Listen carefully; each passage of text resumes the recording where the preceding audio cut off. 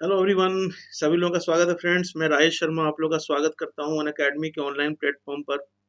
और जैसा कि आप लोगों को पता है फ्रेंड्स, शाम को डेली 5 बजे हम लोग इन्वायरमेंट इकोलॉजी को कर रहे हैं।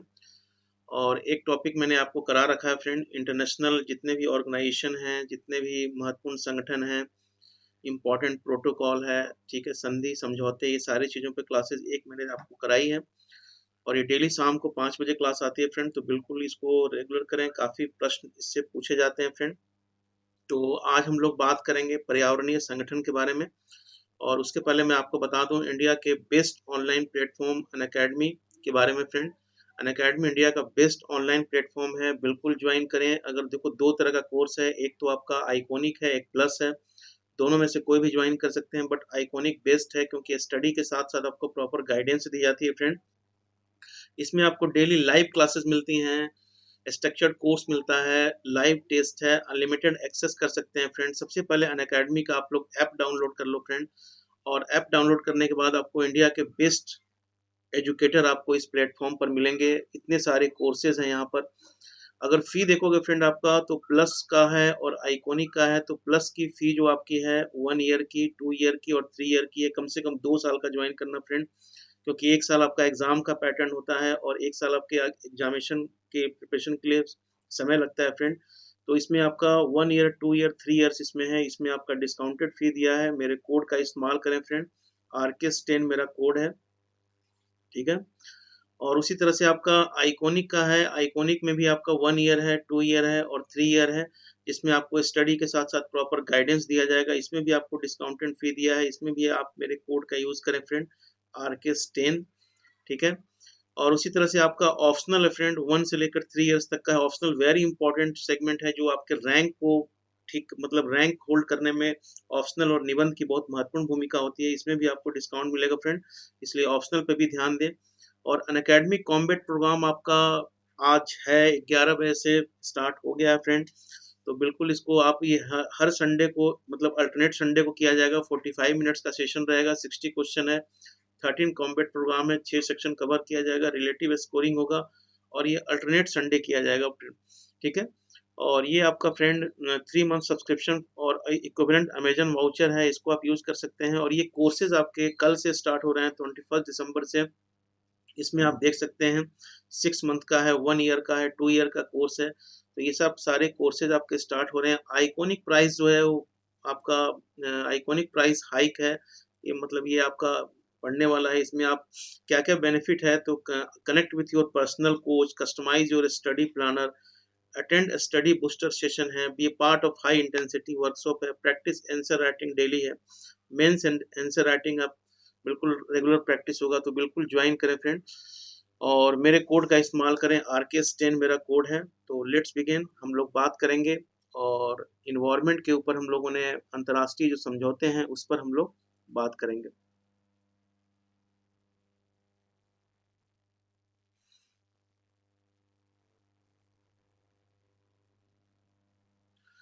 तो जैसा कि फ्रेंड हम लोगों ने पिछले क्लास में किया था, आपका जैव विविधता संरक्षण से संबंधित जो वैश्विक संगठन है, इसके बारे में मैंने आपको बताया था पूरा।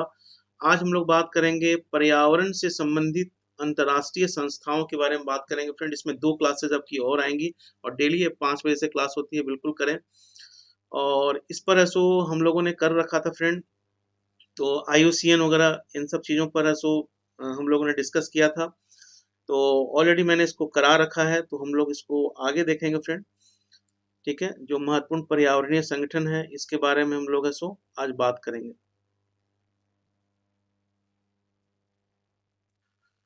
और इसके अंतर्गत जो आपका है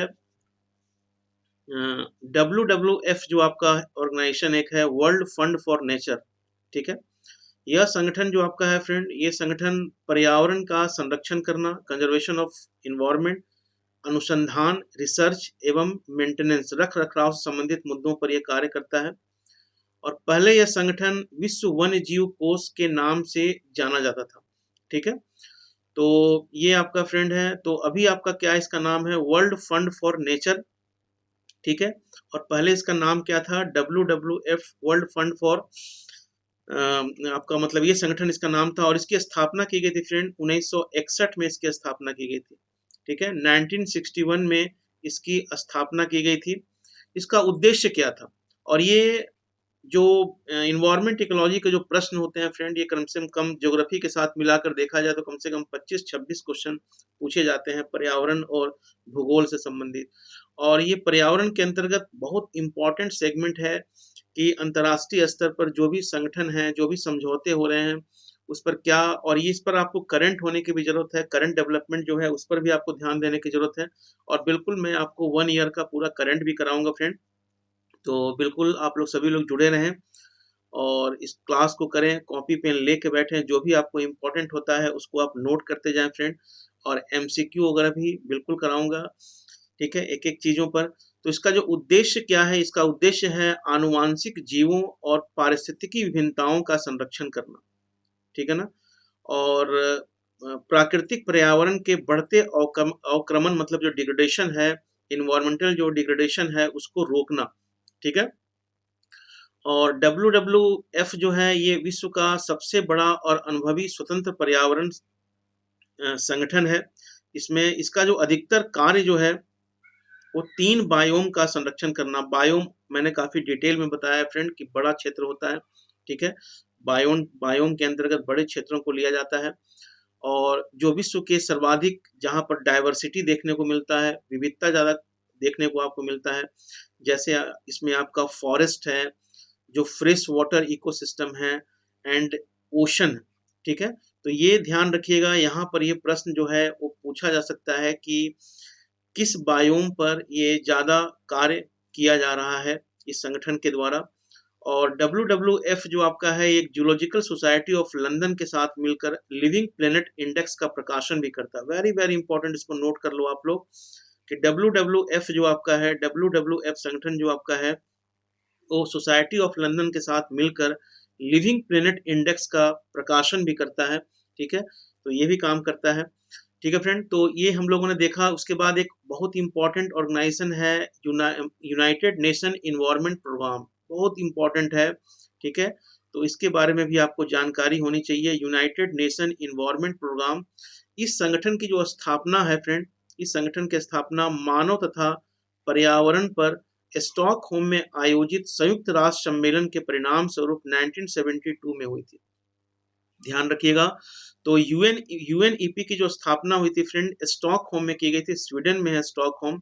और मानव और पर्यावरण के बीच में जो अंतराकर्षण होता है, उस अंतराकर्षण के उसको देखने के लिए, समझने के लिए, ठीक है, 1972 में जो स्टॉकहोम में सम्मेलन किया गया था फ्रेंड, तो उसमें यूएनईपी की स्थापना की गई थी। Very very important organisation.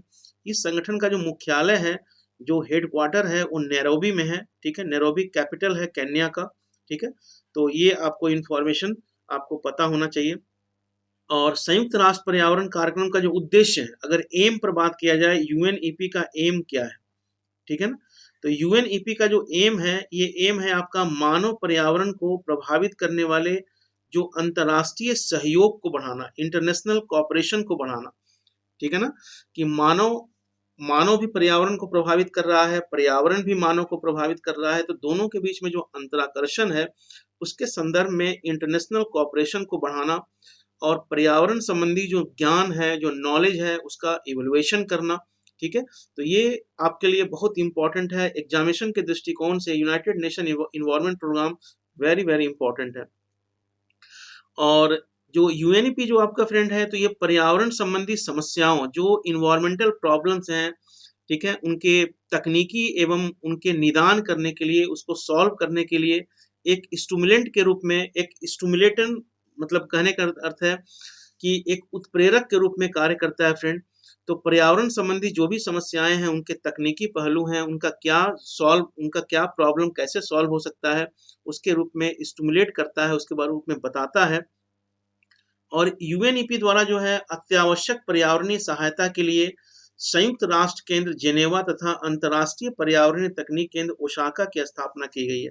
यहाँ ध्यान दीजिएगा कि यूएनईपी जो आपका संगठन है, उसके सपोर्ट करने के लिए, उसको सपोर्ट करने के लिए संयुक्त राष्ट्र केंद्र जेनेवा तथा अंतर्राष्ट्रीय पर्यावरणीय तकनीक केंद्र ओसाका की स्थापना की गई है, तो ये भी एक इम्पोर्टेंट इन्फॉर्मेशन है।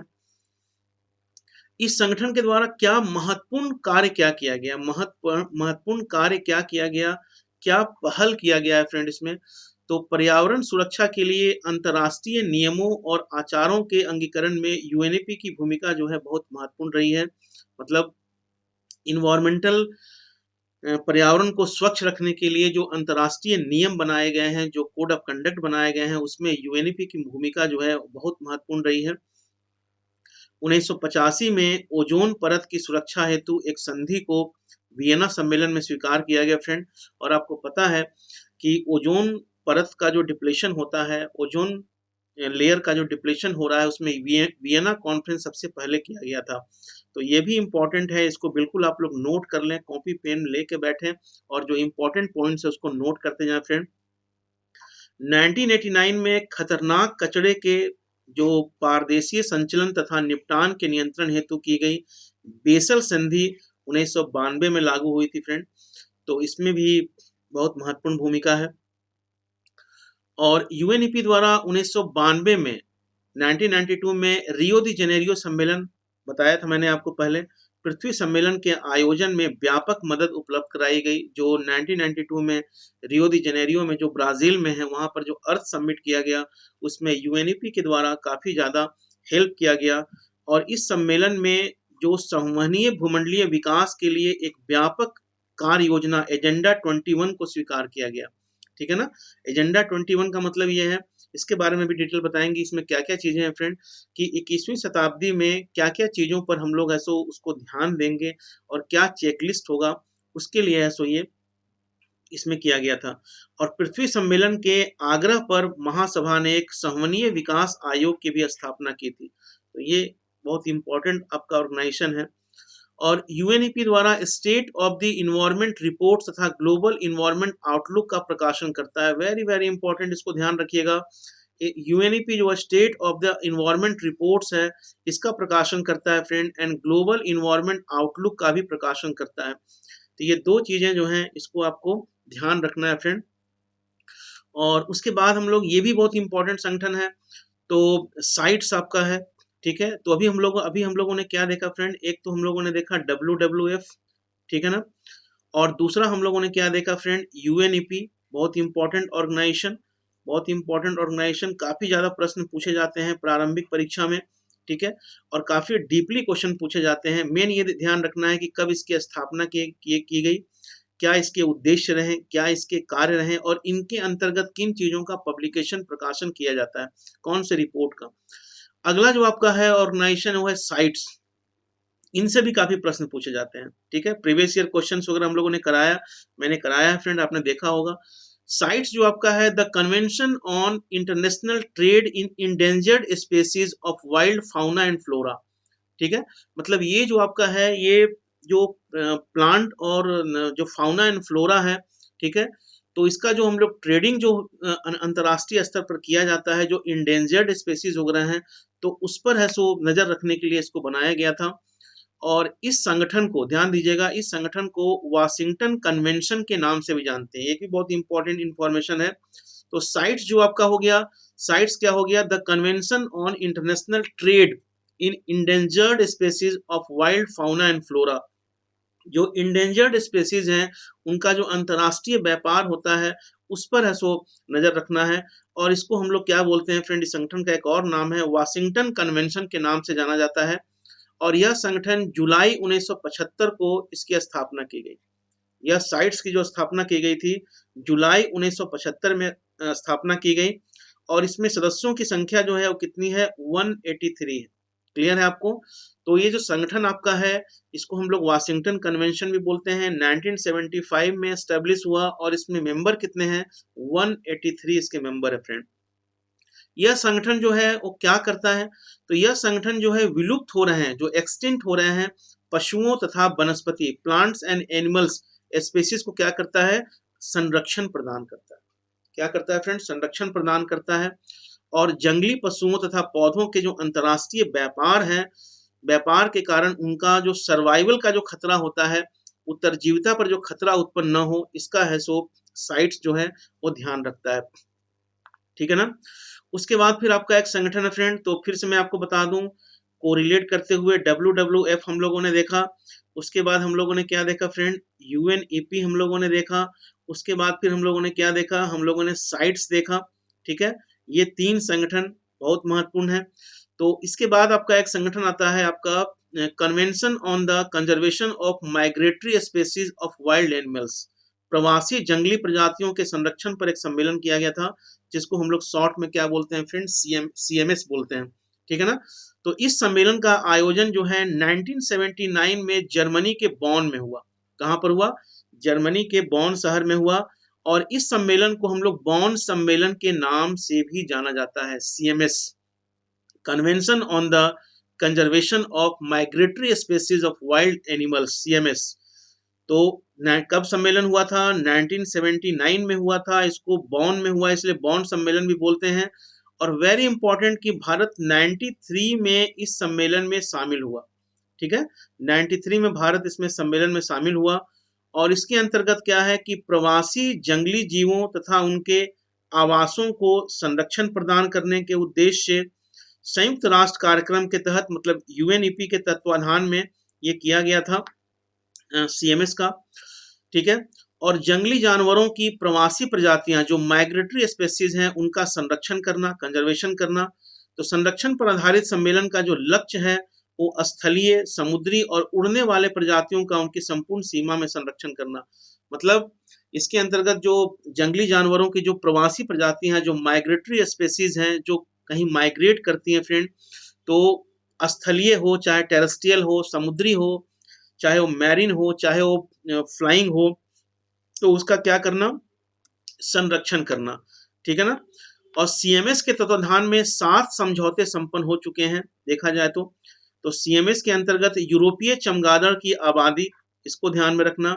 उसके बाद भूमध्य सागर, काला सागर और समीपवर्ती अटलांटिक क्षेत्र के जो कैंटासियन है उनका ध्यान रखना। बाल्टिक और उत्तरी समुद्र की छोटी कैंटासियन, तो ये किए गए हैं।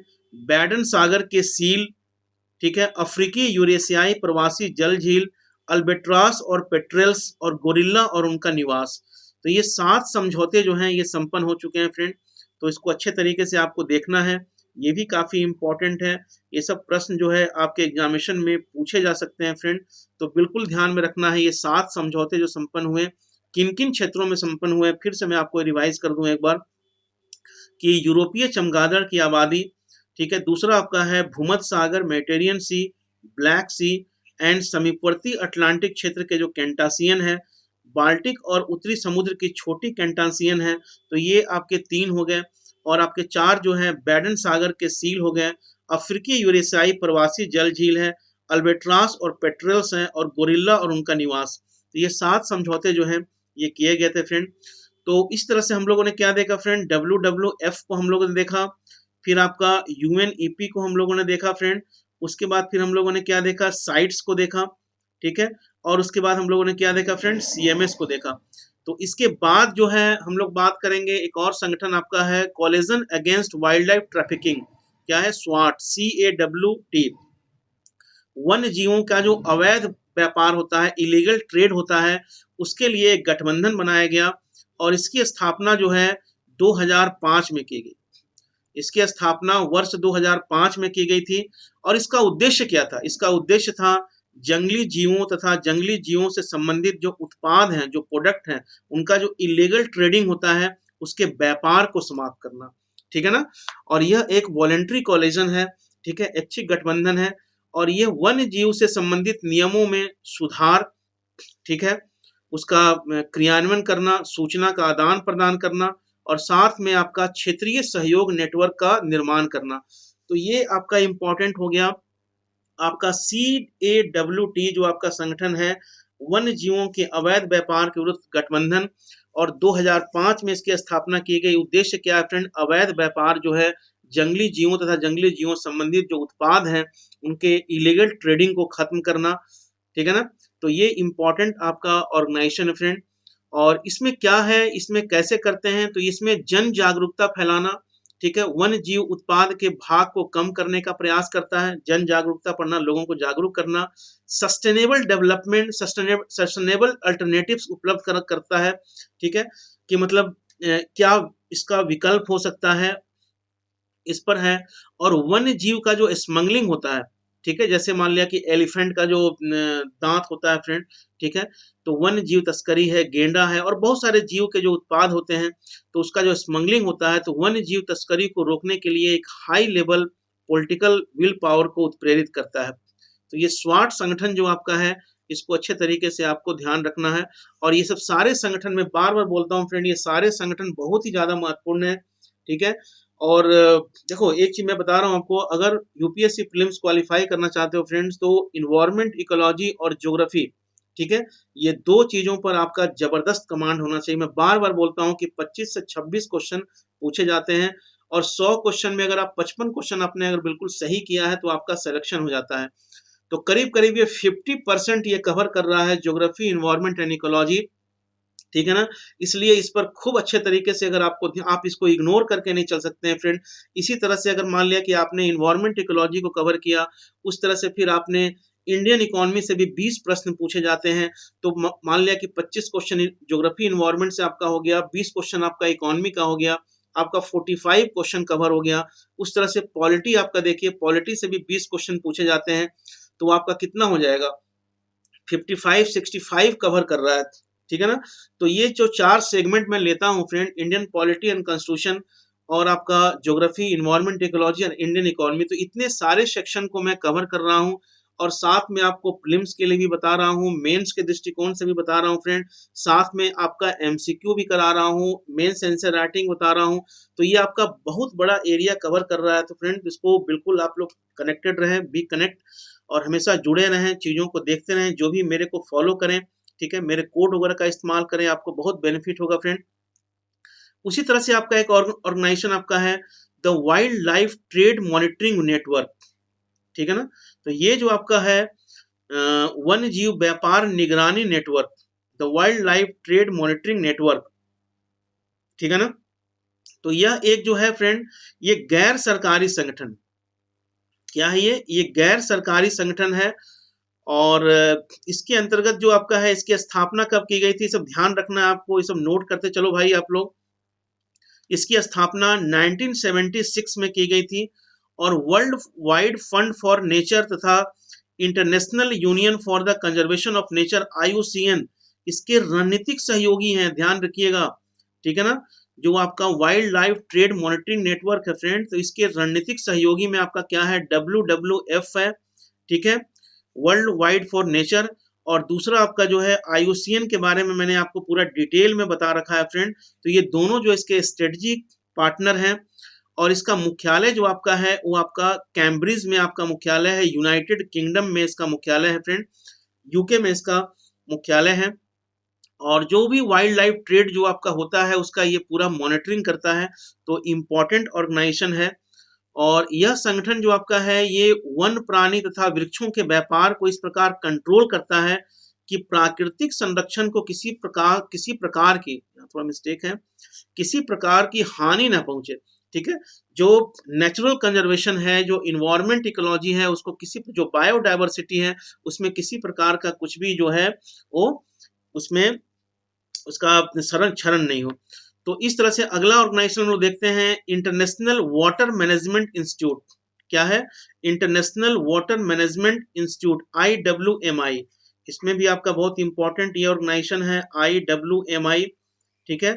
इस संगठन की स्थापना 1985 में एक गैर लाभकारी शोध संगठन के रूप में हुई। मतलब क्या है ये जो आपका है, वो आपका रिसर्च ऑर्गेनाइजेशन है, क्या है फ्रेंड, ये रिसर्च ऑर्गेनाइजेशन है। और इसका मुख्यालय कहाँ है, श्रीलंका में, ठीक है ना। इसका मुख्यालय जो है श्रीलंका में, कोलंबो में है। और एशिया अफ्रीका में भी इसका क्षेत्रीय कार्यालय है, ठीक है ना। इसका मुख्यालय जो आपका है वो कोलंबो में है, और इसका एशिया और अफ्रीका में भी इसका क्या है, रीजनल ऑफिस इसका है, IWMI का, ठीक है ना। और यह संगठन जो आपका है, वाटर तथा लैंड रिसोर्सेज के प्रबंधन संबंधित, ध्यान रखिएगा, ये जो ऑर्गेनाइजेशन है फ्रेंड, ये आपका water and land resources, water and land resources, ठीक है, भूमि संसाधन के मैनेजमेंट से संबंधित है, इसका प्रबंधन करता है, ठीक है ना, क्या करता है फ्रेंड, इसका प्रबंधन करता है। और इस संगठन को विकासशील देश में कृषि के लिए, जो डेवलपिंग कंट्री है वहां पर जल प्रबंधन, वाटर मैनेजमेंट, खाद्य सुरक्षा, फूड सिक्योरिटी, पर्यावरणीय सुरक्षा, इन्वायरमेंटल सिक्योरिटी, पॉवर्टी को कम करने के लिए 2012 में स्टॉकहोम वाटर प्राइज दिया गया था। तो आप, ये बहुत इंपॉर्टेंट संगठन है, इसके बारे में भी आपको ध्यान रखना होगा। उसके बाद फिर आपका एक संगठन आपका है फ्रेंड, अगला है आपका इंटरनेशनल ट्रॉपिकल टिम्बर ऑर्गेनाइजेशन, ठीक, क्या है, ITTO, international tropical timber organization, अंतरराष्ट्रीय उष्णकटिबंधीय काष्ठ संगठन, ठीक है। तो इसकी स्थापना जो है वो 1985 में की गई थी और इसका मुख्यालय जो है वो जापान में योकोहामा में है, ठीक है ना। तो इसकी स्थापना 1985 में की और इसका मुख्यालय कहाँ पर, इसका हेडक्वार्टर कहाँ पर फ्रेंड, जापान में है। और इसके द्वारा उष्णकटिबंधीय जो ट्रॉपिकल फॉरेस्ट है, उष्णकटिबंधीय वन संसाधनों का, ठीक है ना, संसाधनों का संरक्षण करना और उनका सस्टेनेबल मैनेजमेंट करना, कि मतलब ऐसा उपयोग करना कि नुकसान नहीं हो पर्यावरण को, प्रबंधन करना, उसका उपयोग व्यापार को क्या करता है, ये प्रोत्साहित करता है, ठीक है। और ये जो संगठन आपका है ITTO जो आपका है, ये साइट्स तथा आपका convention on biological diversity, CBD में मैंने आपको बताया था, आपको याद होगा फ्रेंड। तो साइट्स ऑर्गेनाइजेशन है, ठीक है, साइट्स ऑर्गेनाइजेशन और CBD में भी मैंने आपको ऑलरेडी बता रखा है फ्रेंड। तो यह संगठन साइट्स तथा जैव विविधता में कन्वेंशन ऑन बायोलॉजिकल डाइवर्सिटी के साथ मिलकर संयुक्त कार्यक्रम क्या करता है, ये अपना ज्वाइंट प्रोग्राम जो है ये आयोजित करता है, ठीक है ना। इसी तरह से आपका एक और संगठन है United nation forum on forest, ठीक है ना। तो ये जो आपका है UNFF, ठीक है, UNFF, तो United nation forum on forest, इसका गठन 2000 में संयुक्त राष्ट्र की आर्थिक सामाजिक परिषद द्वारा एक सहायक बॉडी के रूप में, एक ऑक्सिलरी बॉडी के रूप में इसका गठन किया गया था। कब किया गया था friend, United nation forum on forest का 2000 में, सन 2000 में इसकी स्थापना की गई थी।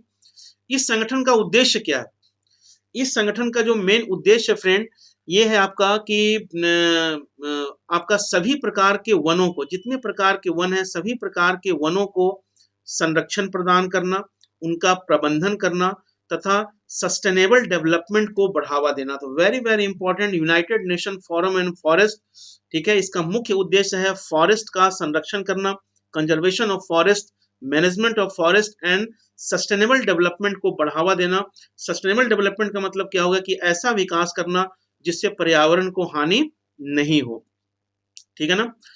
और यह जो आपका फ्रेंड है, यह कार्य जो है आपका है रियो घोषणा पत्र के अंतर्गत वन सिद्धांत, फॉरेस्ट प्रिंसिपल्स, एजेंडा 21 के अध्याय 11 में किए गए प्रावधानों के अनुरूप ही करना है। तो ये बहुत इंपॉर्टेंट है, इसको बिल्कुल नोट कर लिया करो, कॉपी पेन लेके बैठो। PDF जो है मैंने सारा दे रखा है फ्रेंड, जिनको नहीं मिला होगा तो वो टेलीग्राम लिंक पे जुड़े, सारे PDF दिए हुए हैं। फिर मैं एक बार जितने भी आपका इंडियन पॉलिटी एंड कॉन्स्टिट्यूशन है और आपका ज्योग्राफी है, इन्वायरमेंट, इकोलॉजी, करंट, सबका PDF मैं आपको अवेलेबल करा दूंगा, फिर से एक बार दे दूंगा अपडेट करके फ्रेंड। तो सब लोग आप वहां से पिक कर सकते हो। और मेरा जो टेलीग्राम लिंक है, RKS IP है, ठीक है फ्रेंड।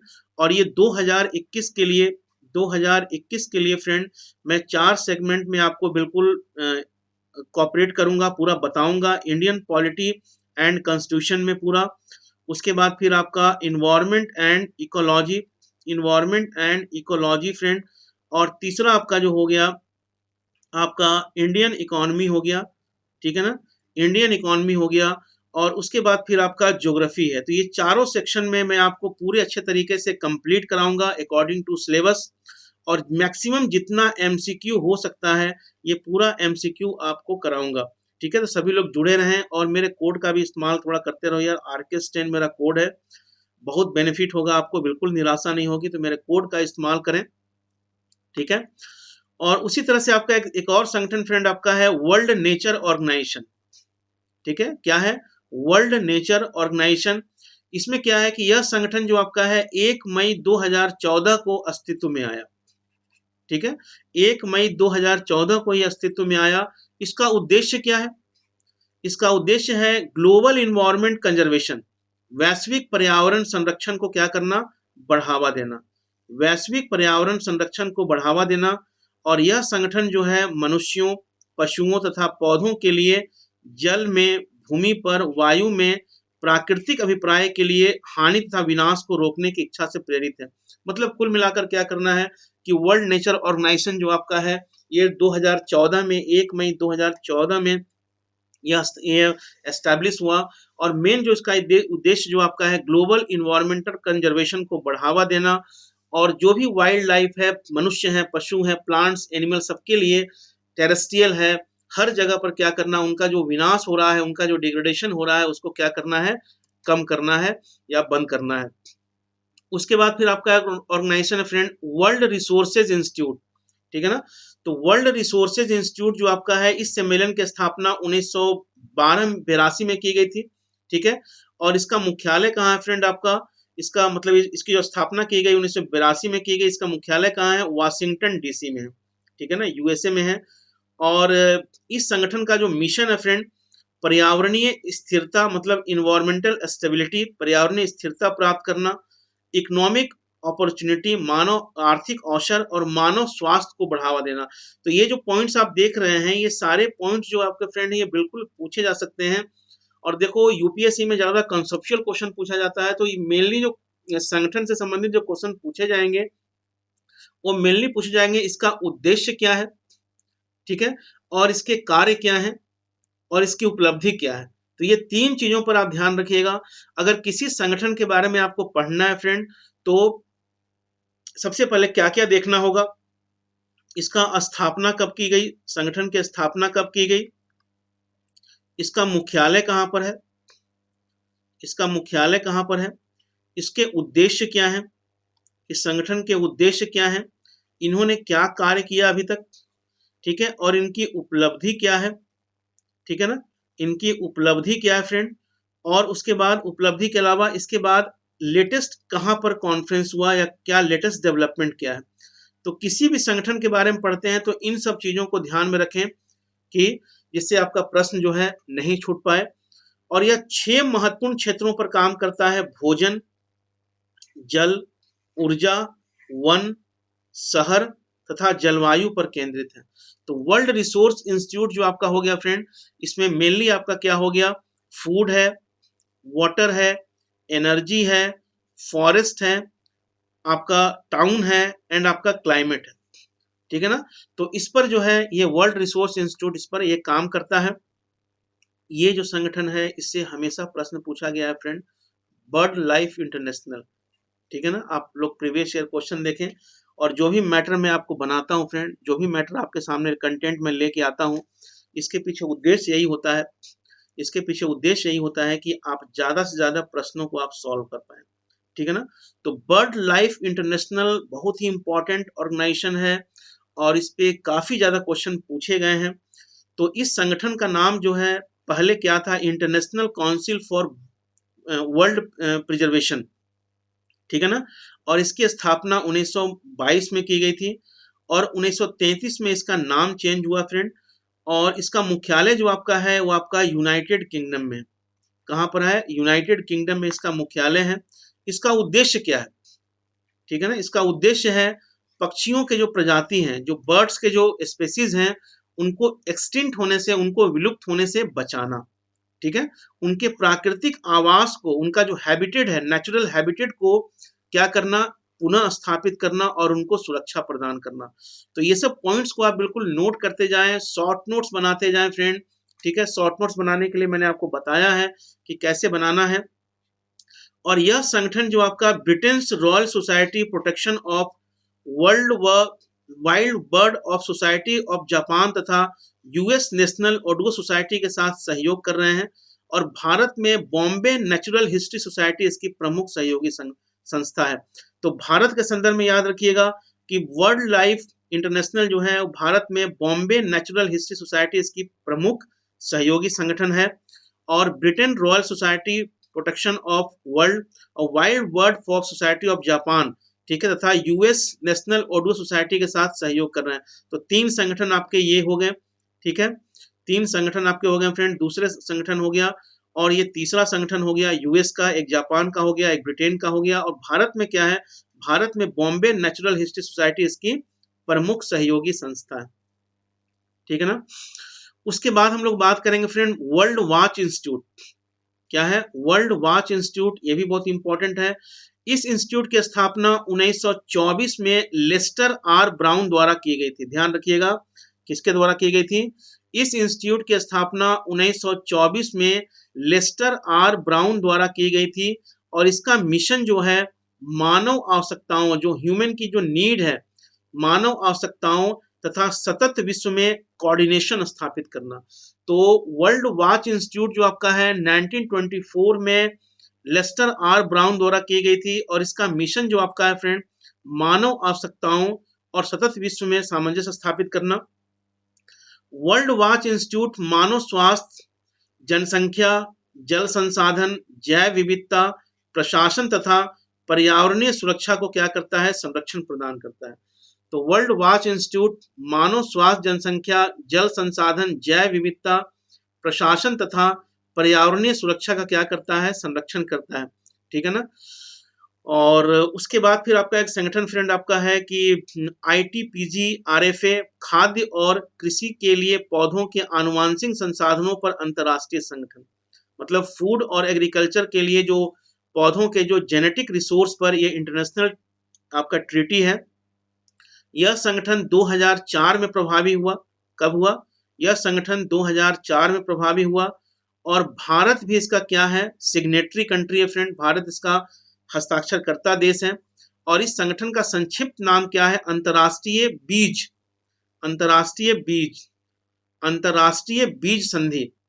क्या है? अंतर्राष्ट्रीय बीज संधि जो इसका है, ये आपका इसका शॉर्ट फॉर्म है।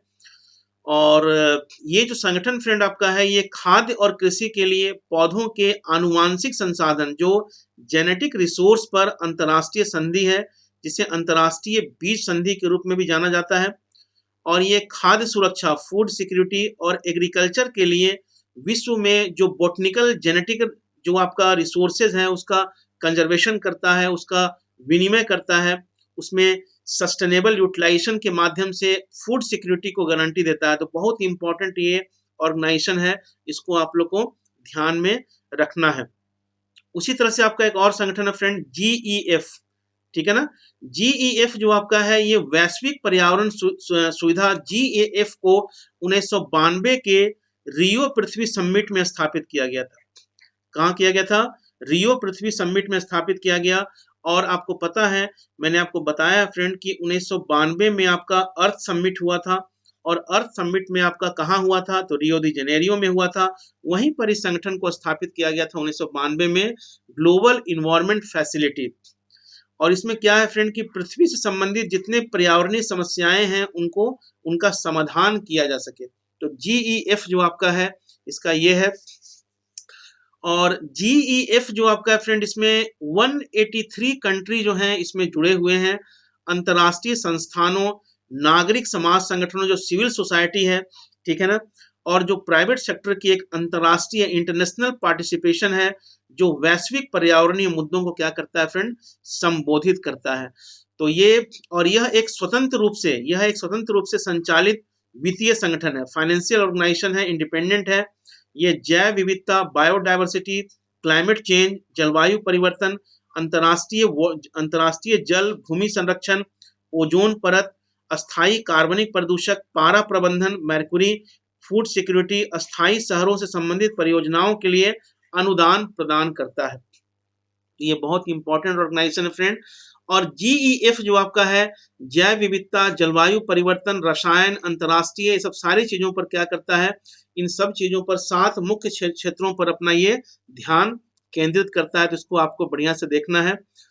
और GEF जो आपका है, इसके अंतर्गत जैव, मतलब कहाँ पर ये फाइनेंशियल सिस्टम के रूप में कार्य करता है? तो जैविक विविधता पर सम्मेलन जहां पर होगा, वहां पर फंडिंग करेगा। जलवायु परिवर्तन पर संयुक्त राष्ट्र फ्रेमवर्क कन्वेंशन जो मैंने आपको बताया था, ठीक है ना, UNFCCC के बारे में मैंने बताया था फ्रेंड। डेजर्टिफिकेशन, जहां पर मरुस्थल का विकास हो रहा है, ठीक है। अस्थाई कार्बनिक प्रदूषक, जो आपका कार्बन का जो इमिशन किया जा रहा है फ्रेंड, पारा पर मिनामाटा कन्वेंशन, इन सब चीजों पर करता है फ्रेंड। तो इस तरीके से हम लोगों ने है सो यहाँ पर इतने सारे चीजों को देखा। और एक बार मैं आपको बता दूं फ्रेंड कि हम लोगों ने क्या क्या देखा है, तो इसको एक बार हम आपको अच्छे तरीके से रिवाइज कर दें, उसके बाद फिर नेक्स्ट क्लास जो आपकी डेली 5 बजे होती है फिर हम लोग मिलेंगे। तो एक बार मैं रिवाइज कर दूं कि हम लोगों ने आज क्या क्या देखा, ठीक है, क्या क्या चीजें देखा। सबसे पहले मैंने आपको बताया वर्ल्ड फंड फॉर नेचर, ठीक है ना, हम लोगों ने आपको बताया फ्रेंड कि वर्ल्ड फंड फॉर नेचर मैंने देखा। और यह जो संगठन आपका है ये पहले विश्व वन्य जीव कोष के नाम से जाना जाता था। इसकी स्थापना जो है 1961 में हुई, क्लियर है ना। इसका उद्देश्य क्या है, आनुवांशिक जीवों तथा पारिस्थितिकी विभिन्नताओं का संरक्षण करना, प्राकृतिक पर्यावरण जो है, जो नेचुरल जो मतलब जो इन्वायरमेंट है उसमें अगर डिग्रेडेशन हो रहा है, उसमें अगर अवक्रमण हो रहा है तो उसको क्या करना, रोकना फ्रेंड। और WWF जो है विश्व का सबसे बड़ा अनुभवी स्वतंत्र पर्यावरण संगठन है, ध्यान रखिएगा। और ये 3 बायोम पर, मतलब बायोम ऐसे बहुत सारे हैं लेकिन 3 बायोम पर ये ध्यान देता है ज्यादा, फॉरेस्ट जो है, जो फ्रेश वाटर इकोसिस्टम है, और ओशन, ठीक है ना, इन 3 चीजों पर ध्यान देता है।